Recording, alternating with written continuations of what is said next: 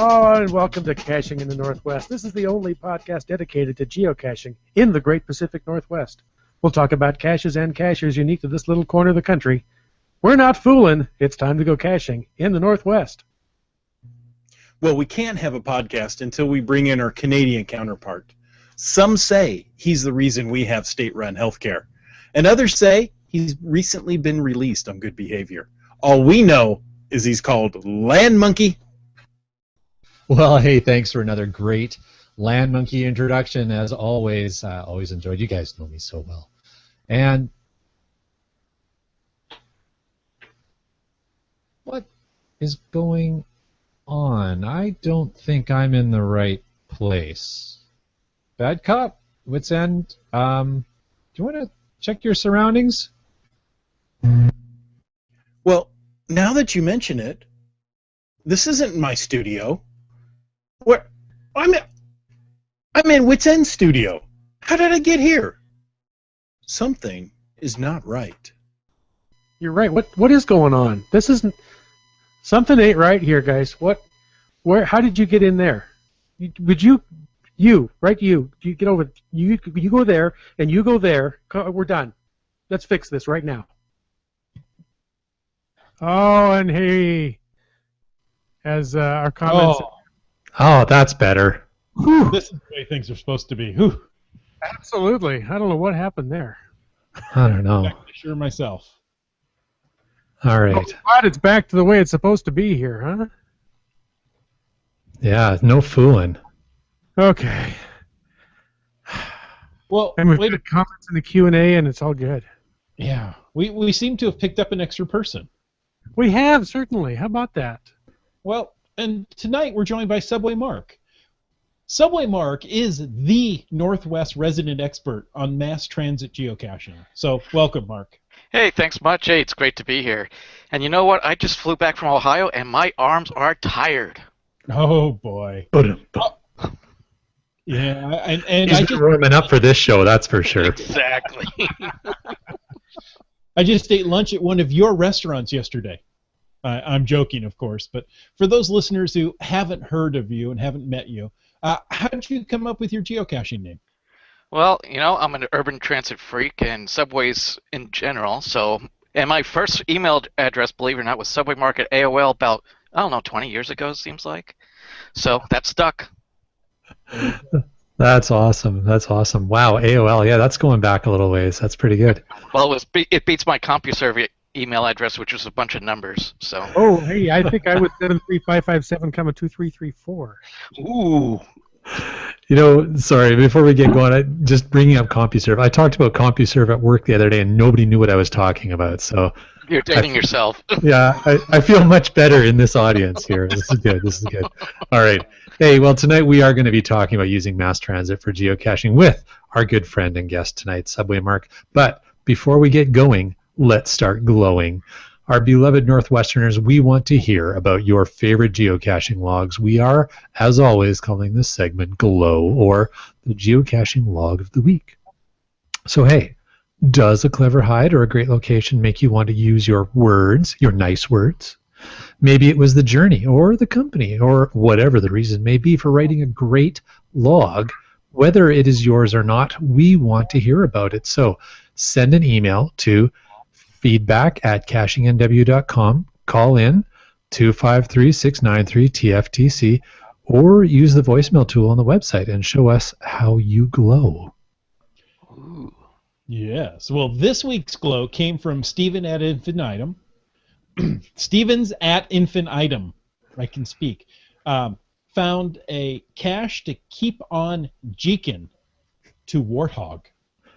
Now, what is jeekin'? Well, I want to say keep on trekking, keep on going. I was thinking it was Colonel Sanders. He serves the Jeek. He serves the Jeek. Good one. Okay, we're done with the show. We've got to leave now. Oh man, that was awesome. All right. Wow. And the warthog, well, you'll find here later. Okay. So he starts off, FTF, and sadly enough, Disintegrator and I will be the only ones to find it due to the Arizona closure of cache placement on state lands. Once down the edge of the Virgin River, we simply were able to cross the water just over our ankles. Next couple of stops were for our water storage placements. The hike was fairly enjoyable as we strolled through the south end of the canyon to Devil's Thumb. Don't know why this formation had that name, but Disintegrator quickly branded it. As we got closer, we could see the metallic items shining in the sun from the Warthog that had crashed. That's a plane. It's the A-10 Warthog. It's a ground attack aircraft. That's a virtual near the Virgin River, isn't it? Where that? Do you know every cache? Well, no, but I actually was intending to get that one when I was in that area once, and we just didn't have time. Yes, it is. Okay. But I digress you. I was like, well, how do you know that? He knows once everything. there, we shared a meal, scoured the wreckage, and then after that, we logged the virtual. There you go. Onto the roughest part of my life that I can recall voluntarily putting myself through. Unfortunately, unless we were able to defy gravity or survive impacts of 30, 50, or 70-foot drops, we were not going to get there from where we were. So, backtrack a bit, and further down the mountain we go. We were a quarter mile from the cache, and I just knew that if we didn't get it, I would regret that decision. Disintegrator was the first to run out of water. No sweat. We'll be down in a flash. I pulled away into the lead because this little tin can was going to be mine, or ours. I hit 450 feet from the cache. My goodness, this trek is insane. Slowly climbed to 350. Unbelievably, I made it to 250. Where in the world is this thing? I closed in at 200 feet. Wait, shouldn't I be at 150 feet by now? As beautiful as the area is, I was quickly losing my love for the outdoors. Finally, 100 feet. I can see an area that looks like a picture of the cache site listed. My final approach was the hardest. 100 feet felt like a mile, but I finally managed to get there. I started to look around. Where is this container? Okay, let me check my GPSR. Still 40 feet away? You've got to be kidding me. So I dragged myself back up to the spot where I was about 100 feet away. Above me was a nice little shady resting spot under a rock. I got nothing left. I have never been so close to a cache and wanted to give up so bad. I noticed then, to my right, this small cave outcropping, so close yet impossibly far away. If this is not it, I'm going to leave without it. Scrambling over rocks and sage and cactus, and land that even animals ignore because this is hell, I made it to GZ. The container was there. I heard the hallelujah chorus as I opened it, and the energy started to flow again. On the way down, I ran out of water. It's okay. We have reserves hidden. Where's the closest? Only a quarter mile down the hill we once made to the bottom of this cursed little slot canyon. We can do this. The shadows were getting longer, and I really wanted to be home where it was safe. With a couple of redirections, we wound our way back down the incline right before Devil's Thumb. Our water was on the other side of the ridge. I was starting to get lightheaded and quite weak as we climbed. I told my wife I loved her, right? Miraculously, we reached the peak. Water is 300 feet down there, and after a quick rest and check for senility, we departed. I thought the cache was the prize. I'll quickly trade this crappy canyon for an ounce of water. The sight of 2 water bottles was like life itself. Warm water never tasted so good. The water went quick, and we had one more stash a quarter mile away. As slow as the advance was, we knew that we had to keep going. Then Disintegrator said that he saw our water. I literally flopped down by the rock, dug out our lifelines, and enjoyed the cool, refreshing, wonderful treat. I would have skipped the rest of the way if I could manage my feet to do so, or even remember how to skip at all. Back at the river, I took my shoes off and placed my feet in the cold water. Amazing. In the truck, I asked myself if I would ever put myself in a position like that again. Never again. Or at least until I forgot what hell was and we we saw this day. Yeah, So- time way of doing that. Yeah, that was quite the cache log. That's quite the story. Now, I've never stashed water on a hike. Have you guys? I haven't needed to. I've always carried enough water, but he's hiking in the desert there, so Yeah, that's a he different is. situation. Yeah, then it makes sense too. Here in the Pacific Northwest, it's usually not that arid. Nope. No, just last summer, but not usually. Yeah. Yeah, not usually. But bum. All right. Well, thanks for that. That was a great story. And if you've got a great story, send it in to us, and we can read it on the Glow. Moving on from there for tonight, however, we have breaking news. We have a little breaking news for you geocaching folks out there. Just today, Land Monkey received a press release from our good friend Rock Chalk at geocaching.com HQ. So, said news says, greetings from Seattle. This week we have unveiled worldwide search on geocaching.com. Now, with just a few clicks, you can see a list of the most favorited geocaches or learn perhaps just how many Terrain 5 geocaches there are in the world. Wow. Now, with this latest update, you can, for example, find geocaches anywhere in the world based on keywords, difficulty terrain ratings, geocache types, and more. No search origin needed.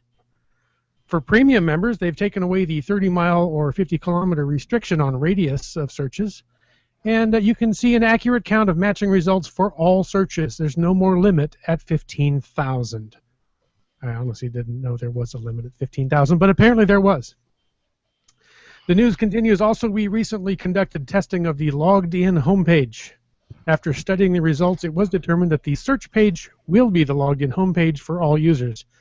This change took effect a few days ago.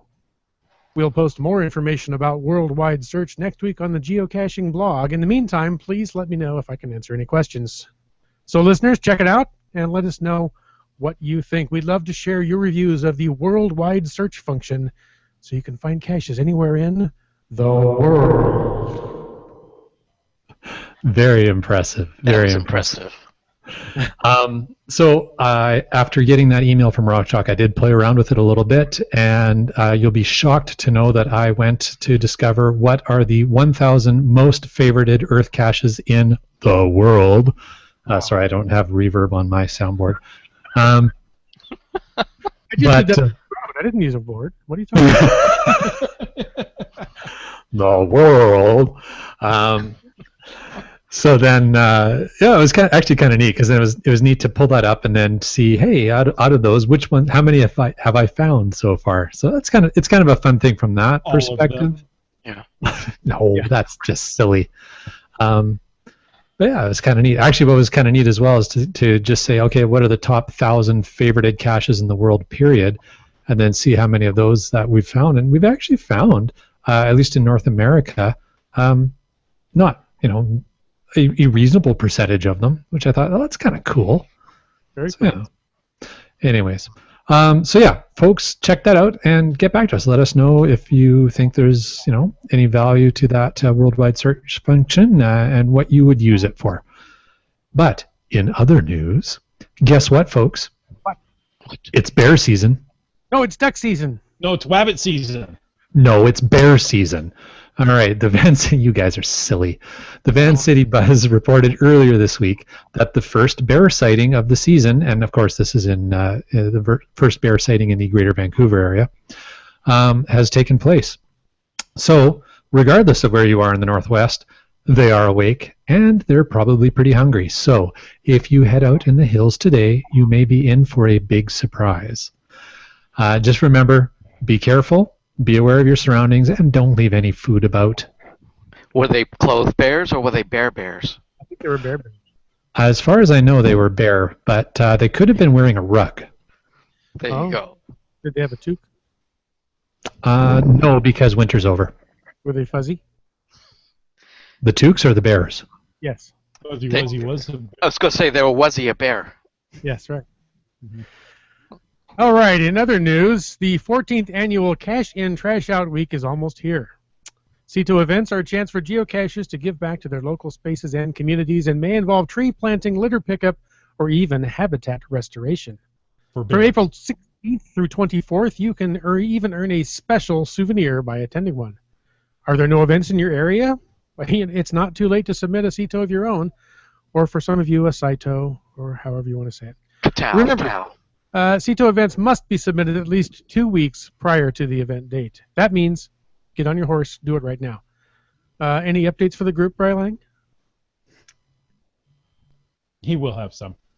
Now, to fit in with CITO Week, the National Park Service, this is in the U.S., invites everyone to celebrate National Park Week from April 16th to the 24th. That's 2 weekends, folks. You're invited to celebrate all that America has in more than 400 national parks. In honor of National Parks Service Centennial this year, all parks are offering free admission for the entire week. From diverse wildlife to iconic landscapes to vibrant culture and our rich history, the National Park System has something for everyone. Yes, it does. And I have to say, I have definitely enjoyed my visits to some of the U.S. national parks on some of our road trips.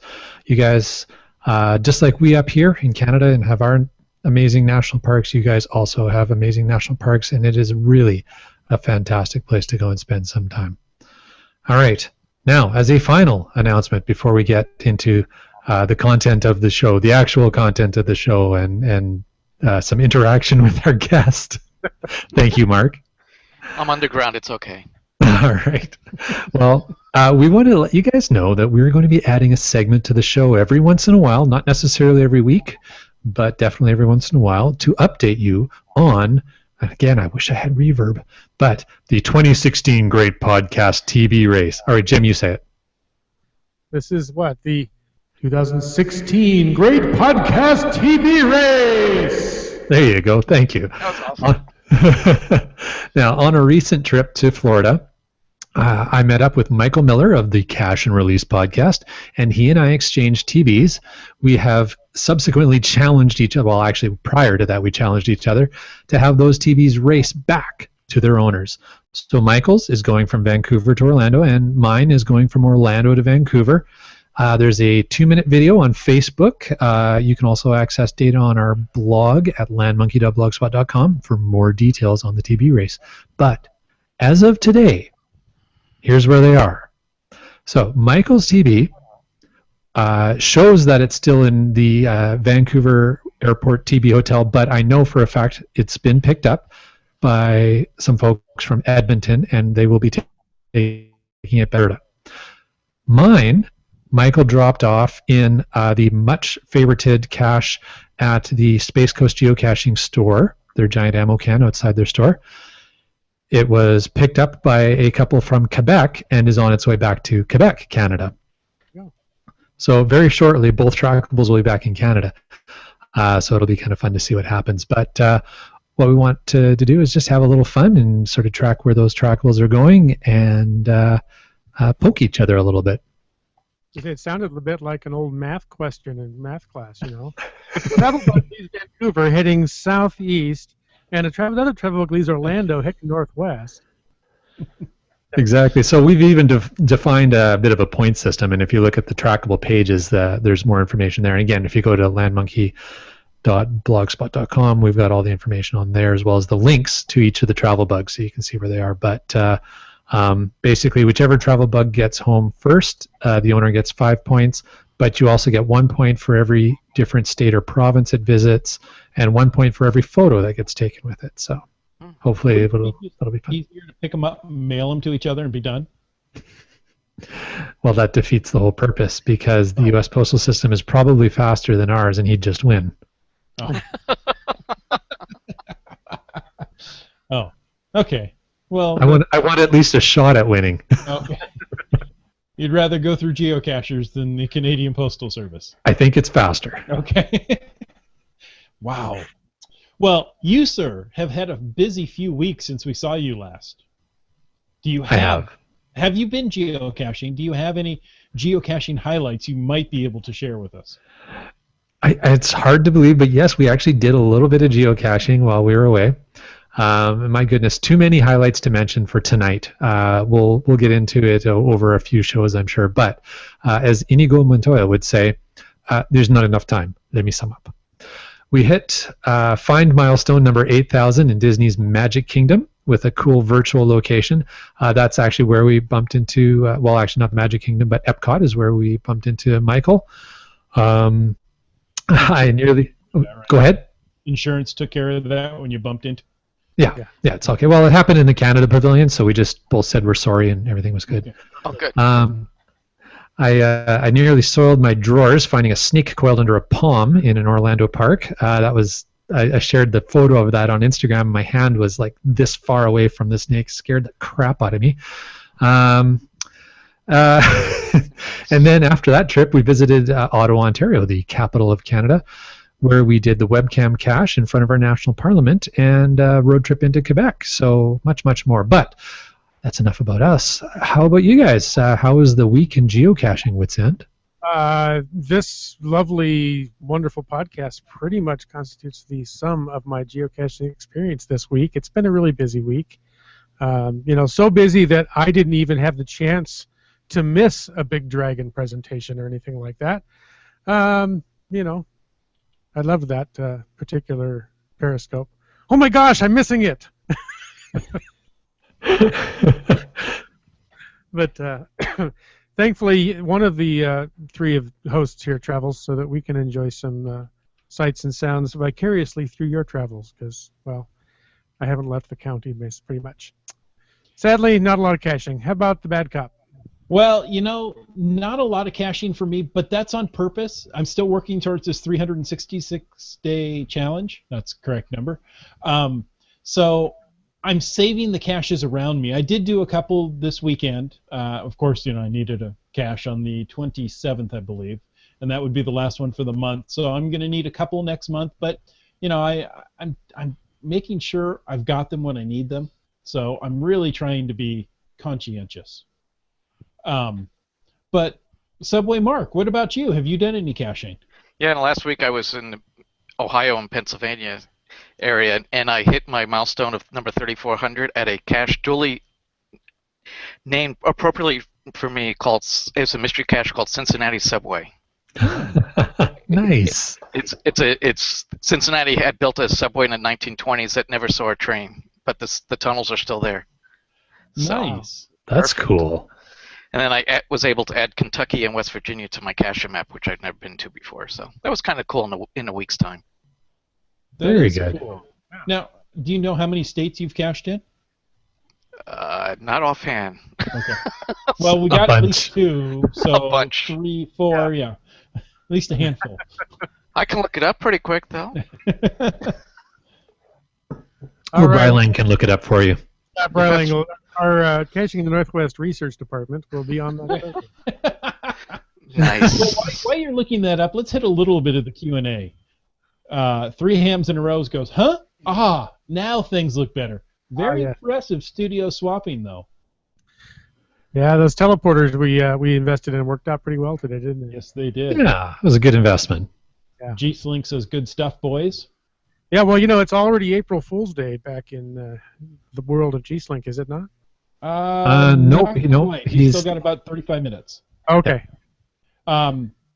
B Pendragon says Gmail has already hit April Fools. Drop the mic and send and drop the mic. Yeah. The e-mic. Well, I think that's I think it's a typo. Yeah, poorly placed space. Yeah. And he says this is a good show for me. I start a new job tomorrow. Well, congrats. Congratulations. Or is it April That's awesome. Fools? No, congratulations. Mark, this one I think is hilarious. I sent in a note to us a little bit ago. He was bobbing his head in time to our music at the bus stop. Because that's what we do. Oh, that's awesome. And he's sitting there, and then he realizes, oh wait, nobody else can hear this. Does that count as transit caching? I think that does. I think it does. And who would know the most about Transit Caching is our guest, Subway Mark, tonight. Oh, is that what I'm here for? Yeah, we've chitter-chattered and pitter-pattered and ticky-tacked and all those things about news events and other type things. People really tune into this podcast not to listen to us three bozos. Okay, not to me anyway.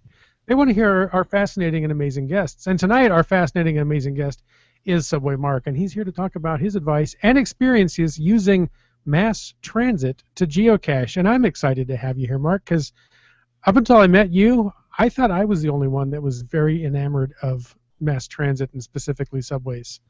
Came home from my New York vacation several years ago, and people said, "What was your favorite thing in New York?" And I said, "The subway system." So, Is I it feel everybody's? kindred spirit here. So, welcome to the podcast, and could you share maybe a bit about yourself with our listeners who may not have heard of you on other podcasts, and tell us maybe where you hail from. Why are you, in fact, such an expert on transit-based geocaching? Well, I grew up in New York City, actually in Brooklyn, and it was just a 10-minute walk to the subway. And we actually would meet my dad coming down from the subway there actually was elevated. So he would come down the stairs, and we'd all greet him and stuff like that, and then walk back home. But I was always enamored watching the trains, and then, most boys grow out of that. I never did, though. So I still love trains, but urban transit and subway specifically are my passion. And I'm a board member of a trolley museum in Oregon because trolleys and subways are kind of related. And did you know that the Subway sandwich that's called the BMT is actually named after the division in New York City subway? Brooklyn, Manhattan. It has nothing to do with the sandwich. I'm not think there's bacon in it. No, and I could never figure out. So I could never figure out why it was called the BMT because I can't remember everything in it. One of them is ham, and there's no H in BMT, and I'm like, where did they come up with this name? So thank you for telling me why. That makes a lot more sense because the name itself doesn't describe anything. Actually, I walked into a Subway sandwich one day, and someone said, "Do you know what a BMT stands for?" And I said, "Brooklyn Manhattan Transit." You're the only one who knew all day. Nice. Well, we're going to talk about transit in the Northwest, but I want to brag on Tacoma, where I'm from. The Tacoma Link, where we like to call him Mr. Link. It's a 1.6 mile, that's 2.6 kilometer, light rail system located here. Completed in 2003. Streetcar connects the downtown to the Tacoma Dome through 6 stations. Now, you currently can ride free of charge. However, the fare will be collected starting September 16th or September 2016.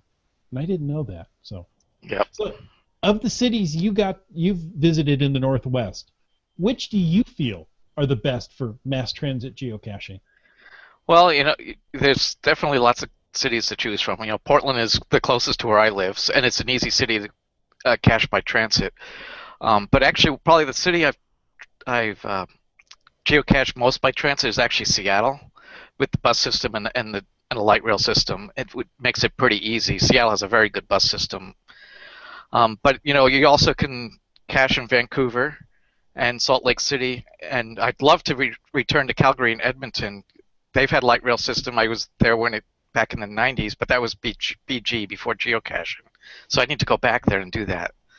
Well, Mark, if I'm not mistaken, a regular listener of our show, Wet Coaster, was involved in the recent upgrades or expansion of the transit system in Edmonton. So I'm not sure if he's listening tonight and in the Q&A, but it would be good to hear from him and his opinions on that. That would be great. That would be great. All right. Well, that said, Mark, with all the traveling you've done, what would you say are the key items, the things to do, things to have that cachers should have prepared in advance if they're going to a city that's new to them and they plan to cache it using mass transit? Well, obviously a lot of research, but I think the first thing is, why would you even want to transit cache? Because, some people might think it's kind of a pain, but you got to learn the system. But, when you're in a city, particularly a city you really don't know, driving around and trying to find a place to park and then paying for parking again and again, it just gets annoying. So that's why I prefer to transit cache when I go to a city. But you really do need to do a lot of research before you go. You have to look at the system maps, figure out where you're going to park, where you're going to go from there. Most of the systems have easy maps to find online. There's apps for most cities as well that you can use. Even Google Maps will actually route you by transit if you want on your phone. So that makes it easy. But then the next thing that usually scares people is, well, usually you have to pay to ride transit. So how do you do that? And I find that if a city has a day pass, which most cities do in the Northwest at least, it makes it much easier because then you buy the pass once, you hop on and hop off at will, which that makes it easier. You don't have to fish for change all the time. If they don't have a day pass, there's some cities that have what they call prepaid fare cards. So you load money on a card, and then you just kind of tap on and tap off or slide the card through the reader or whatever. And that way you never have to have exact change. It's all preloaded and you don't have to think about it. You just do that. An example, in the Puget Sound region, they have a card called the Orca card, which is a tap-on, tap-off card. That makes it so much nicer.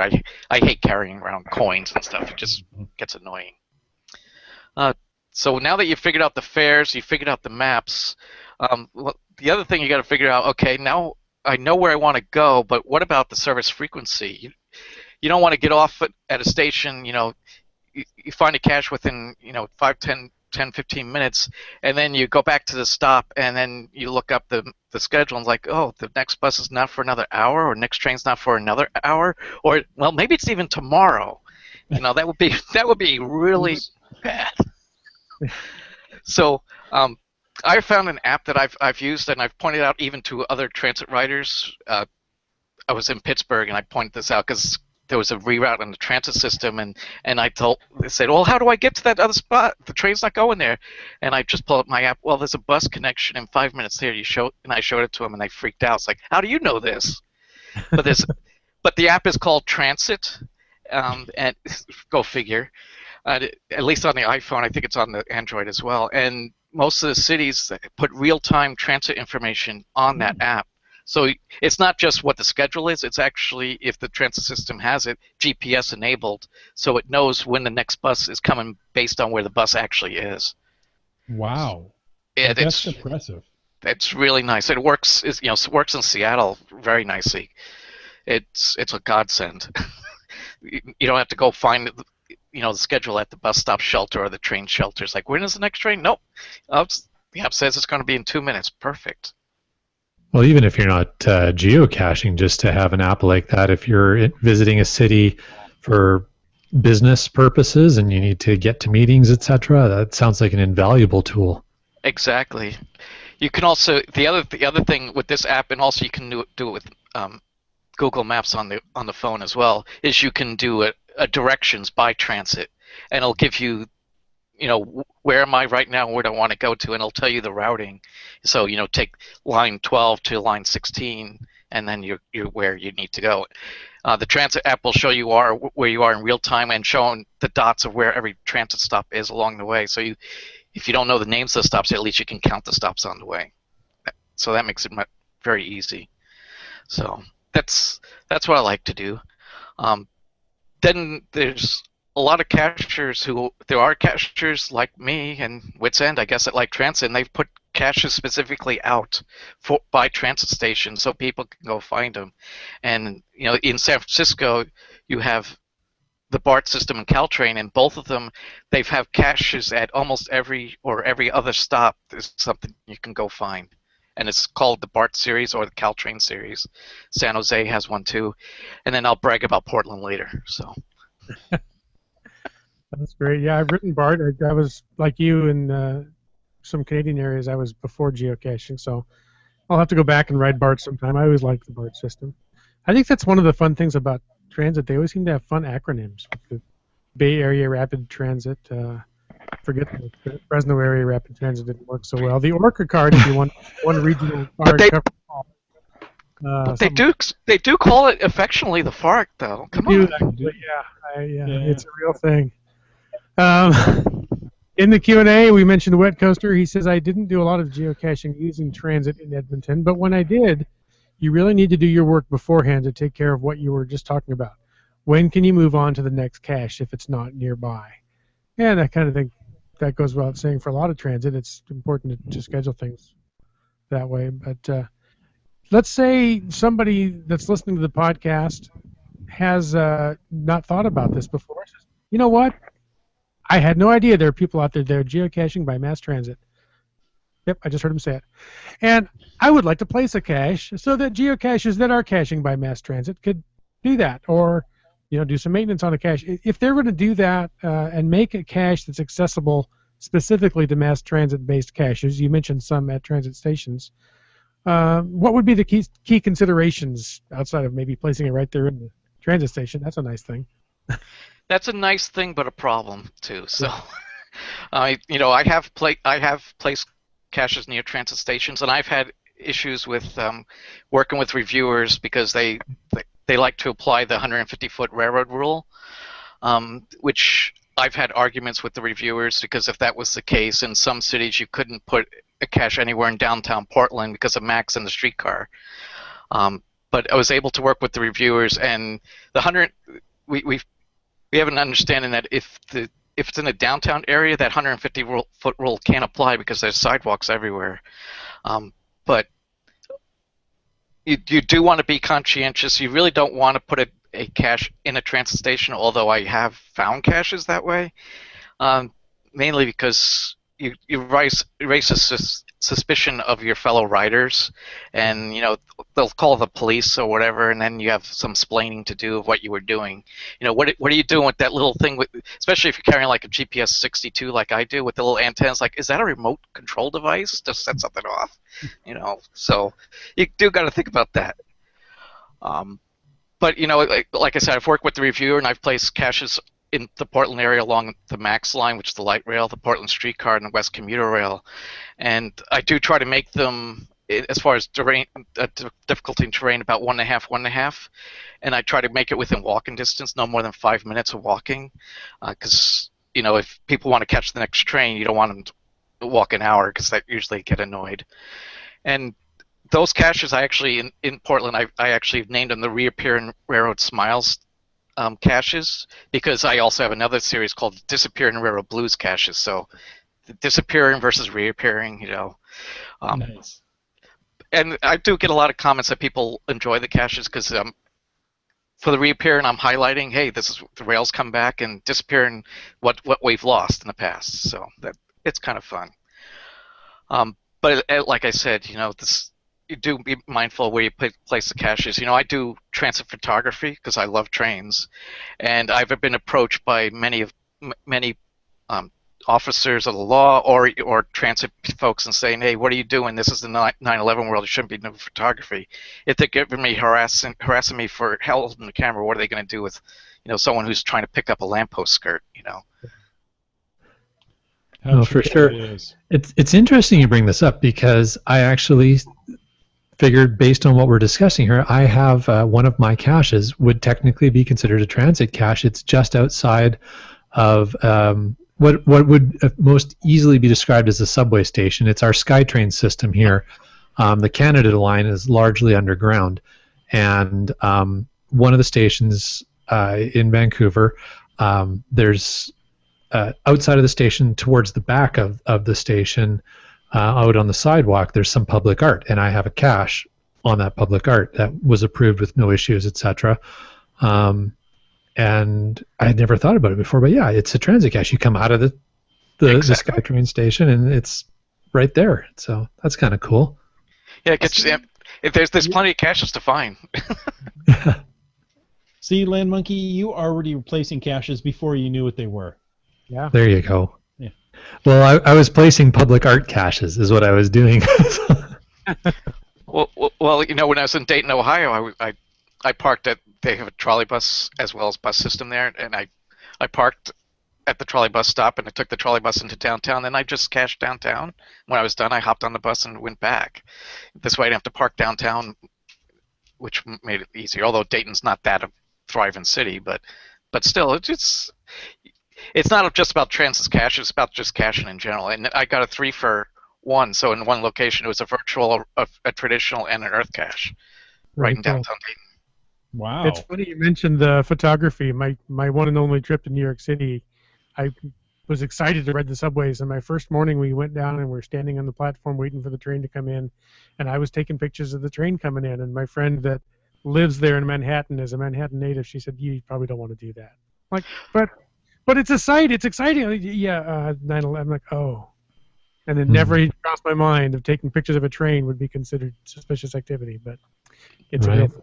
But Well, sorry, I was just saying. On that note, we've got in the Q&A Wet Coaster, who is quite involved in the building of transit systems. He said that you really don't want to be hiding a cache near the piers, holding up an elevated guideway. A small container near the bottom of one of those. That wouldn't be a concern to anybody. He says. I have a feeling there's a little sarcasm in that last statement. yeah, you don't want to do that. Probably not a good idea. Yeah. I mean, a lot of transit systems have changed their rules since 9/11, but New York has actually put in the law saying that yes, you can photograph trains even underground. Just don't go taking pictures of the tunnels.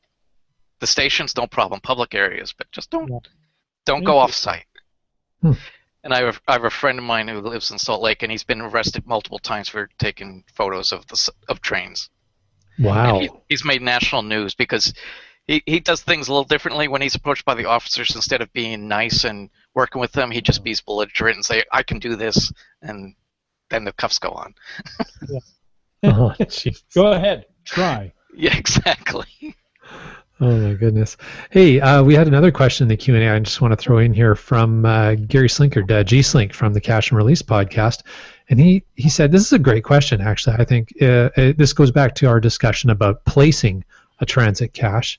And he said, other than public transportation, what attributes, Mark, would you consider using to denote that a cache is a transit cache? Oh, attributes. That's an interesting one.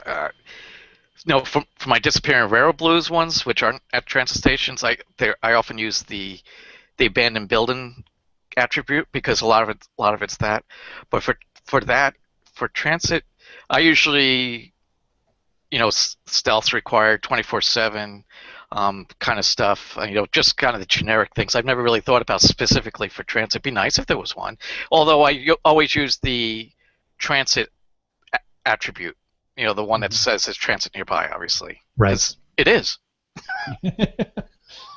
That's kind of the reason you're hiding it. Oh, go figure. I think one of the first times the Bad Cop and I ran into our friendly local law enforcement while caching was near a big parking ride garage here in Tacoma for the link rail system. There was a fake rock in a sea of rocks, and we were crawling all over looking at rocks and didn't see anybody in sight, but the electronic eye in the sky saw us, and a police officer came around and said, "What are you guys doing?" Yep. You don't put a fake rock in a sea of rocks. That's just mean. And no more rock wall hides. Hey, we have, in the Q&A, we've got some listeners telling us about the different transit options here in the Northwest. So let's start with B. Pendragon. This is Google Maps. Has all of the Puget Sound info on it. One bus away is also decent for planning and real time. The Orca card is there, and you're set. IHAM also says Orca card and the One Bus Away app for the win. So I haven't heard of One Bus Away. Yeah, I haven't heard of that. But apparently you're only one bus away. Apparently. What if you miss that one bus? And you're still 2 buses away. Dora Moore says Vancouver Transit has a day pass. Yes. But you have to purchase it at the SkyTrain or SeaBus stations. If you're starting your day on a bus and you have to load it on your Compass card in advance of the day you plan to use it. So right. The Compass system is brand new, brand new-ish for the Metro Vancouver transit system here, and so folks are still sort of wrapping their heads around how to use it if they're not frequent transit users. Well, that's the same with the Orca card. You have to purchase it. There's a fee for the card, and then you have to put money on it, and then you can, recharge it. And day passes, you can put it on the Orca card too.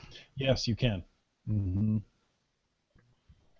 Cool. You just have to remember to tap in and tap out. Yes, Exactly. and don't forget tap out. That's yeah. Yeah. You can use the card a lot longer if you don't tap in. Yeah. Until the officers find you. We do not condone such activity, but comments can be sent to Bad Cop at. Oh, gee whiz. Now I'm in trouble again. Once again. Yeah, it happens so often and so easily. Hey, Mark, thank you so much for coming on the show tonight. We really appreciate it. No If problem. people wanted to find you and ask you more mass transit or perhaps even geocaching questions, where could they get a hold of you? So it's pretty hard. It's subwaymark@gmail.com. There you go. And I also have a website, ktransit.com, which I have photos of transit systems from all over the world that I've been to. That's pretty And- cool. And to answer the earlier question, 31 states and 23 countries. Wow. Wow, That's a lot. That's impressive. very much. Thanks. And all of that was done by train? Well, no. It's kind of hard to take a train from here to Europe or Japan. That's what I was hoping you'd trip up on. Okay. Nice. Oh, Wits End. If Yes, sir. anybody, for some odd reason, wants to find out more about you, where can they go? And why would they? But if they did, Facebook.com/Witsend, Twitter.com/Witsend. Just try witsend.us and link to most of those places. I don't have 38 countries or whatever it was he's got there, but I thought I was doing well to have 4 countries. Anyway, Mr. Land Monkey, you sir? Yes, sir. You can always find the Land Monkeys at landmonkey.blogspot.com, as we were plugging earlier. But, of course, mostly active on the social medias at LandMonkeyGC. You'll find us Periscope, Twitter, Instagram, etc., etc. And on Facebook, Team Land Monkey. And, of course, you can always check for our videos on YouTube if you search Land Monkey on the YouTubes. Didn't you just release a video today? Or maybe it was yesterday? Yesterday we just released another one, yeah. Watched it today. Oh, thank you. You All can right, always find me. Sorry, I was just going to say in bad cop. How about you? Nice pregnant pause there first. No problem. But that was you saw Reese go walk right behind you. But anyway, Everybody freeze. go Bad Cop, go. You can find me on Twitter, Facebook, or Google+. Just search for Caching NW. And as always, we want to thank you for taking the time to listen to this episode of Caching in the Northwest. Don't forget that you can be part of the show. You can call 253-693-TFTC, leave us a comment, ask us a question, send us Amtrak tickets any time of the day or night. I'll take them. Okay. Of course, you can email us at feedback@CachingNW. Also, your support helps keep quality shows coming. So if you like this show, please click on the PayPal button on the Caching NW website. This show's licensed under a Creative Commons Attributions 3.0 license, copyright 2016 by Chris Umfenauer. Thanks all. Have a great evening. Night, folks. Good to be back. Good night.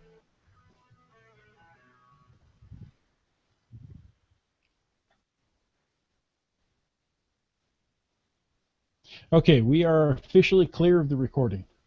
And when I said good to be back, I meant good to be back in our own studios. Oh, yeah. Exactly. People on the audio podcast have no idea what you're talking about. That would have been really confusing on the audio.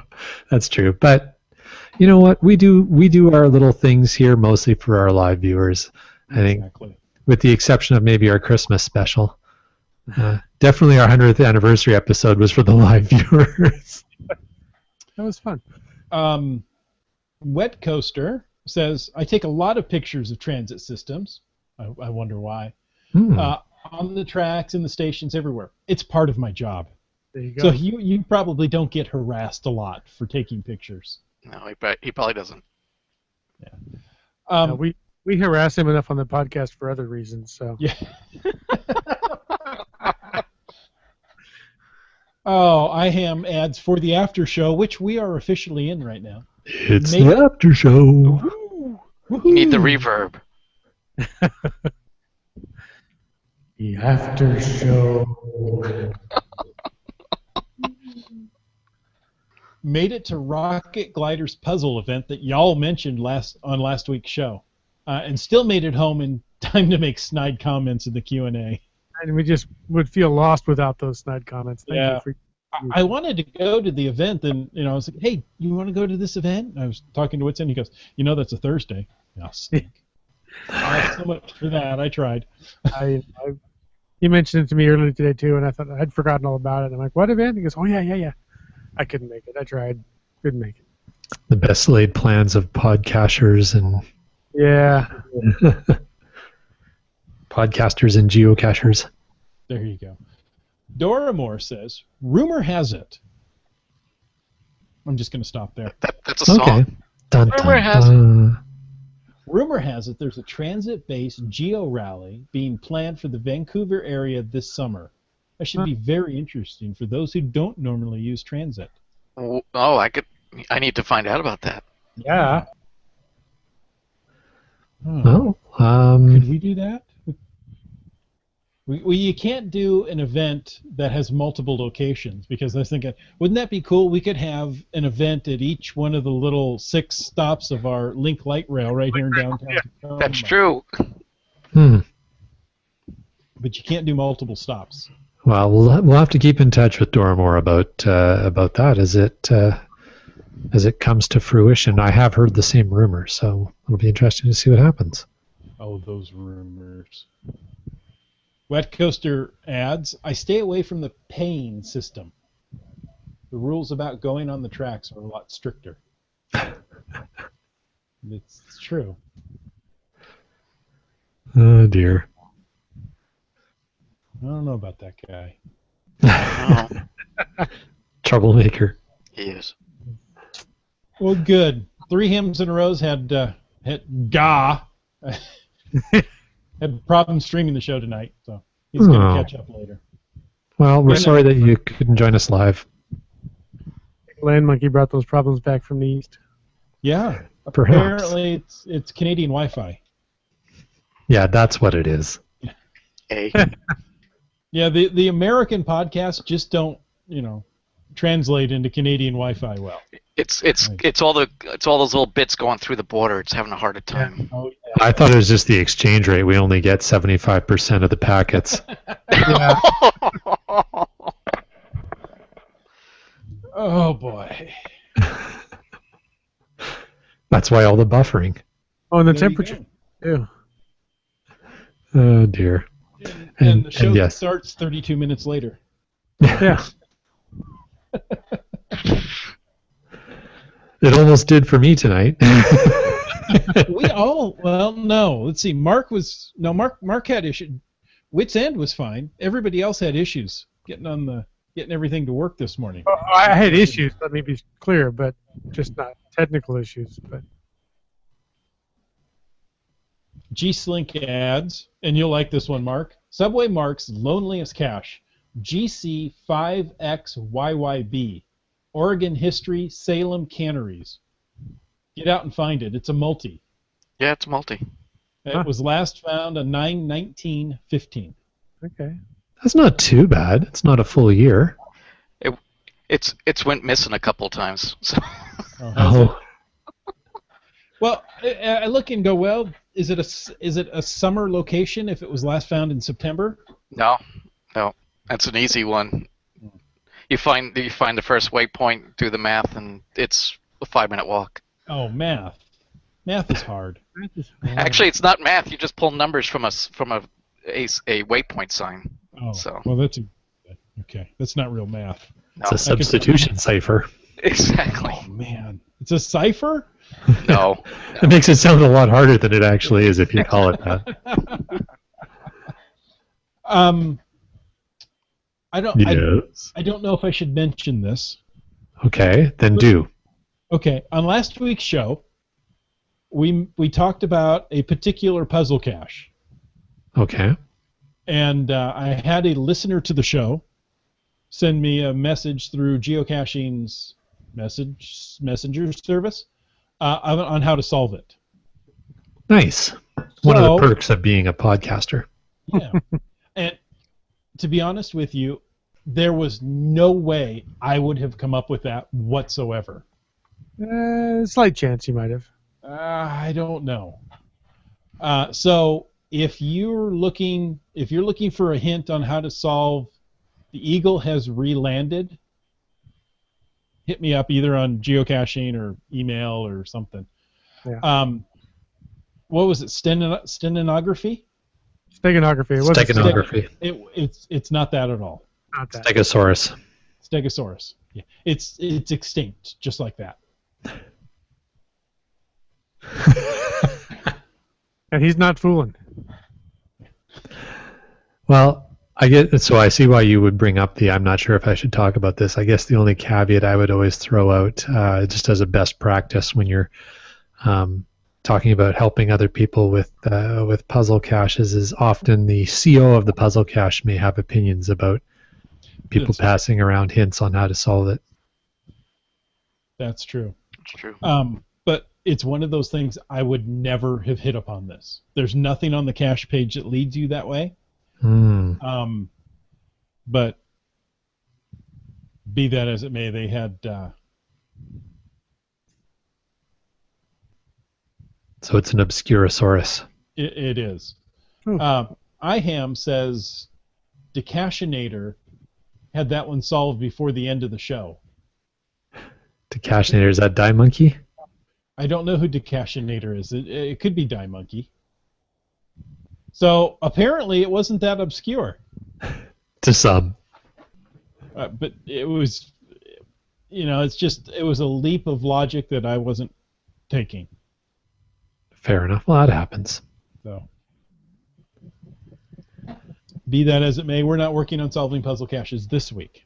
No, we're not. We're But transiting. I solved a couple of puzzle caches this week, with a little bit of help here and there. Good for you. So, I got that. So there's that. People that are left on live show. Oh, it's Are there people left on live show? Decachinator's B-Pen Dragon's brother. Ah, okay. Okay. It's a family affair. I asked you last week if you liked topic shows, and everybody responded they did. So thank you. We're going to keep doing more topics. What the other podcasts seem to be going to is Patreon. Are you guys interested in doing a Patreon drive with, some prizes, some path tags or coins or something? Maybe even T-shirts involved? So let me know about that. That interests me. So that's a question out to our general listening audience. General listening audience. Cool. So you're soliciting feedback from those who may be listening either live or watching the YouTube video later. What about those who listen to the podcast on a regular basis? Well, that would be another thing we'd have to consider. So if you don't know, Patreon is a monthly, it's a monthly, weekly, it's however you want to set it up. Yep. You can set it up, per episode, per month, or however you do it. I mean, if you're doing things on an irregular basis, you can do it per episode. But you can choose to offer just $1 a month, or $5,000, $10,000, $20,000, whatever. Whatever you're worth. Yeah. Whatever you're. Ooh. And it's been working well for some. I've kind of hesitated, but at the same time, it might be nice to cover my cost. Because it does cost money to do this. Yeah. It does. There's the site hosting. There's the obviously the equipment we had to put together for our studios. I think there's a variety of things. There's ongoing. Aside from so let's take the studios, the capital cost out. There's an operational cost on an ongoing basis. I think I certainly appreciate enormously when people do contribute and helping out. Hopefully, people find value in what we're doing with our time on Thursday nights, entertaining them. Well, if it's any help, I I am a patron of several different podcasts, and it's just easy because I set it and forget it kind of thing. So Right. Cool. Susan, who I'm not familiar with, I'm sorry, I don't know your caching name. That would be a better thing to say. Said I would be a patron through Patreon. Well, thank you very much. Thank you. I guess I would be too. Well, there we go. We've got 2 already. Wow. That's 100% feedback in the positive. Awesome. All right. BR7391 said he would help out as well. Wow, wonderful. Thank you. So, White Daisies 225. That's Susan's caching name. White Daisies 225. I love the Q&A because I don't even see it yet. There you go. There So, it goes. is it White Daisies 225 or 225 or 225? Sometimes people are picky about how you say that. Maybe White Daisies 22.5. Ooh. Well, no, then there would be a decimal point in there. What's the point? It's a little round dark thing. But that's not important right now. That's right. That's right. So what kind of things are we thinking about if we did have a Patreon drive? What would we have extra content? What would we be thinking about? Or are we putting a call out there? What is it that people would be interested in getting in return? That would be good. I would hesitate doing extra content. I like this format of the after show. Or aftermath, afterbirth, I don't know what we call it. We call it something different. Careful. Yeah, okay. And so I don't want to make it paid, but we could offer something physical in return. A live appearance by the bad cop. Wow. I just lost it because I saw what G-Slink posted in the Q&A. Bad cop, you have to read it. I don't like G-Slink. You know, we graciously invited Gary onto our show. And he slammed me for my dancing right here on my very own show. How's that possible? I wasn't here to defend myself, and I take that personally. So he comes on, and now he says, if I give on Patreon, can it go to Bad Cop's dance lessons? Oh, ouch. Well, now, careful. Look at how that's worded. Can it go to Bad Cop dance lessons? Perhaps what he means is you set up your own dance studio to teach those amazing dance moves. Boy, that's why you're a Canadian.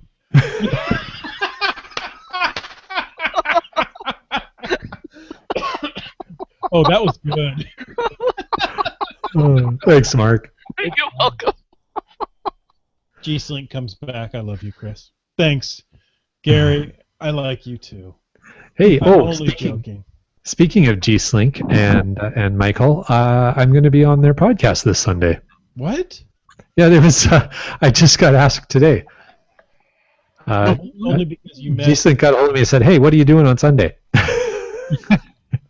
Hanging out. So apparently they've completely run out of ideas for guests. They're like, okay, we've got nothing. What are we going to do? Well, there's always Land Monkey. I mean, once you're scraping the bottom of the monkey barrel. I've never been asked to be on their podcast. You below the bottom of the barrel? I must be like the worms underneath the barrel. Slugs. Oh yeah, it's in the Northwest.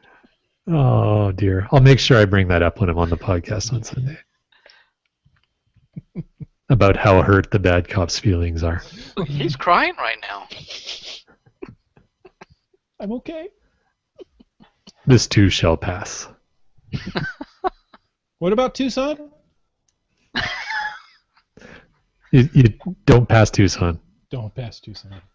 Collect $200. And don't make that wrong turn at Albuquerque either. Back to the Bugs Bunny references. I love it. I knew I was supposed to make a left turn at Albuquerque. G-Slink says, Land Monkey to the rescue. All right.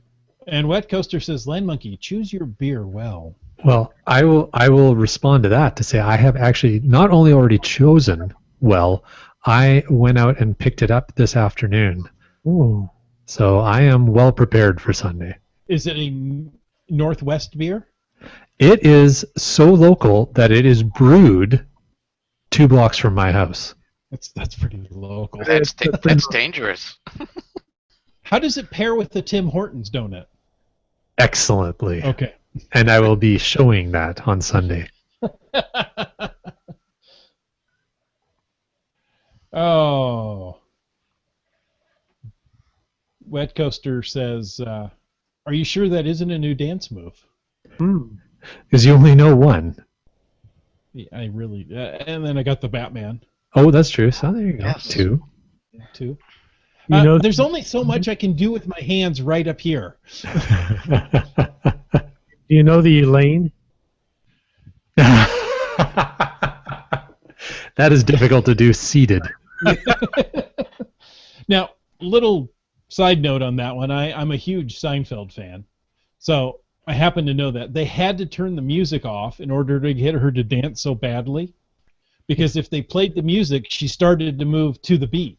To the rhythm, right? Yeah, that's funny. They had to turn off the music to get that like full body dry heave. Oh, jeez. That's pretty much it, yeah. Oh, that is funny. All By right, the so way, there is a Seinfeld themed restaurant right here in our lovely city. Is there? really, We It's patronized. called Little Jerry's. And the menu items are subjects from the show. is it set up like the cafe that they frequented on the show? No, okay, that would have been cool. Yeah. Do they have the- Yeah, very small. I want to say there's like 6 tables. Yeah, Is there a so- soup Nazi? Well, there is soup. I think you can order the soup Nazi, yeah. As long as it's not called Nazi soup, because that just wouldn't be good. No, that wouldn't be good. What is in this? Oh, we have real Nazis. It's like Girl Guide cookies. God. Maybe they put in the Deacon. No chicken in that. That would be Jeekin soup. Deacon. That was hilarious. I didn't get Jeekin out of that. I don't know where it came from. Oh, that was hilarious. All right, so sounds like we're going to give some serious consideration to a Patreon drive then, and we'll take it offline and discuss what we might be doing. Yeah. Awesome. Folks, thank you so much for all that you do to help us to listen each and every week. We appreciate it. contribute. And contribute. If without you, we'd just be a couple of guys talking into a microphone. Yeah. Maybe even 3. I was going to say 3, right? Yeah. Who knows? Yeah. 3, couple 3, couple 4. Hey, before you A few. you sign off the air here for the after show GCD. here, I've been saving the DVD outtake type segment. Yeah. Oh, do you have that one? I love it. Oh, I was a little upset that that this didn't make the final cut, so I saved this and just thought I'd share. So this was one of the outtakes from the April Fool's gag we taped. Now that you mention it, this is Wits End Studio. How did I get here? What are you doing? Get out of here! Something's not right. Go back to your own studio. I just love the way the head sort of glided in from the side. That's kind of awesome.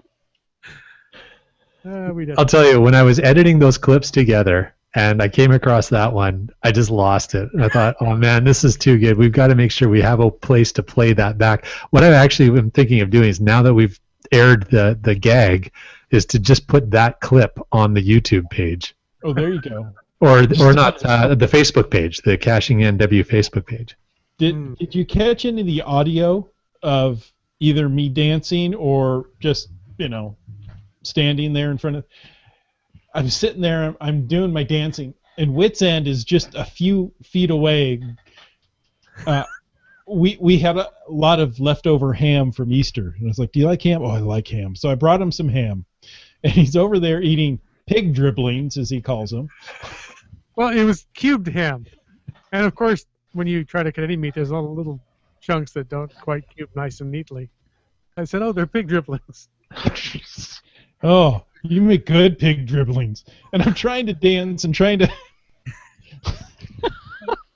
I can't do this. I spilled them on myself. I said, "I've dribbled pig. I have pig dribblings." That's good. Nice. Yeah. This is what I have to work with, folks. There you go.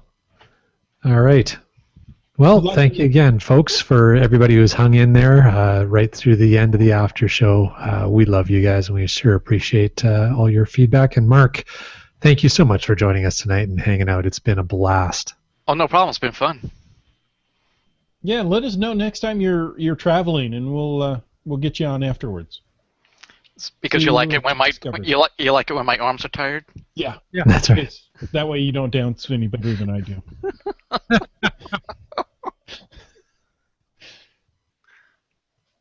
That's pretty much what I look for, is guests who don't dance better than I do. Okay. You have no worries here, by the way. Okay.